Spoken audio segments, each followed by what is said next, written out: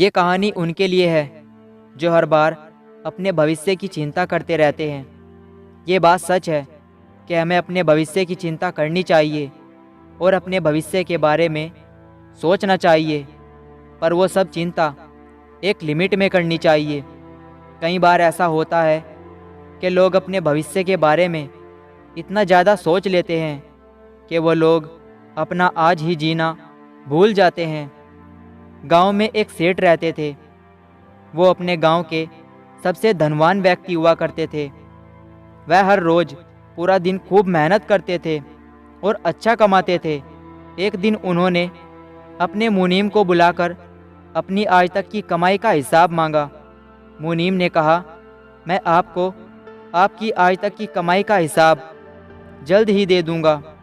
दूसरे ही दिन वो मुनीम सेठ के पास पहुंच गया। मुनीम ने सेठ को बताया कि जिस तरह से आज खर्च हो रहा है उस हिसाब से तो आपने इतना कमा लिया है कि अगर आप आज से कमाना छोड़ देते हैं फिर भी आपकी 5 पीढ़ियां आराम से जीवन जी सकती हैं।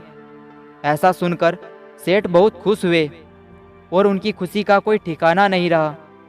अगर हमें भी पता चलता तो हम भी खुशी होते, फिर ये सेठ क्यों ना हो। अब सेठ अपनी सफलता से बहुत ज़्यादा खुश थे, लेकिन अब उन्हें अपनी 6 पीढ़ी की भी साथ ही साथ चिंता हो रही थी। सेठ सोच रहे थे कि मेरी 6 पीढ़ी कैसी होंगी।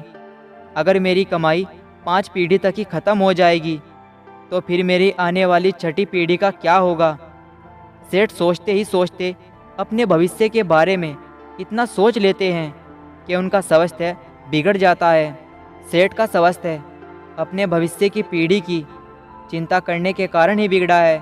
वो अपनी भविष्य की पीढ़ी की इतनी चिंता करते हैं कि वो अपना आज ही जीना भूल जाते हैं। सेठ का एक दोस्त उनसे मिलने के लिए आता है और सेठ की ये हालत देखकर उन्हें कहता है कि मैं आपको एक उपाय बताता हूँ, आप अगर वैसा करोगे तो आप जल्द ही ठीक हो जाओगे।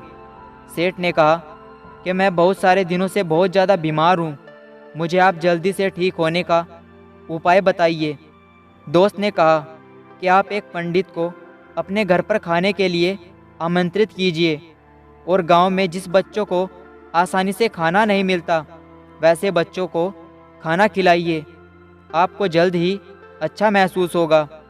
सेठ ने अपने दोस्त की बात मान ली और वो पास में जो पंडित रहते थे उनके घर पर गए और उन्हें कहा कि आप मेरे घर पर खाना खाने के लिए पधारिए। लेकिन अंदर से पंडित जी की पत्नी की आवाज़ आई, आज तो हमें किसी दूसरे के यहाँ खाना खाने के लिए आमंत्रित पहले से किया गया है, तो फिर हम आज नहीं आ पाएंगे। सेठ ने कहा कि अच्छा ठीक है, क्या आप कल मेरे घर पर खाना खाने के लिए आ सकते हैं। पंडित जी ने कहा, मैं कल की चिंता नहीं करता हूँ, मैं अपना कल भगवान के हाथ छोड़ देता हूँ। पंडित जी की बात सुनकर सेठ हैरान हो गए।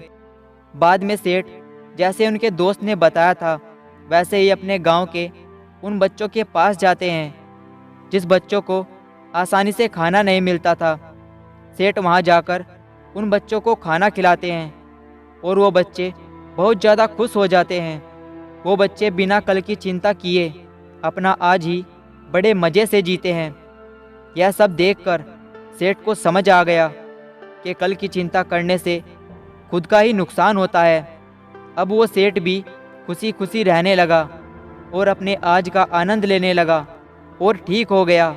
दोस्तों, अगर आपको हमारी ये कहानी अच्छी लगी तो इस कहानी को अपने दोस्तों के साथ ज़रूर शेयर करना और कमेंट में बताना कि आपको ये कहानी कैसी लगी। और अगर आप हमारे YouTube चैनल पर नए हो तो हमारे YouTube चैनल को ज़रूर सब्सक्राइब करना।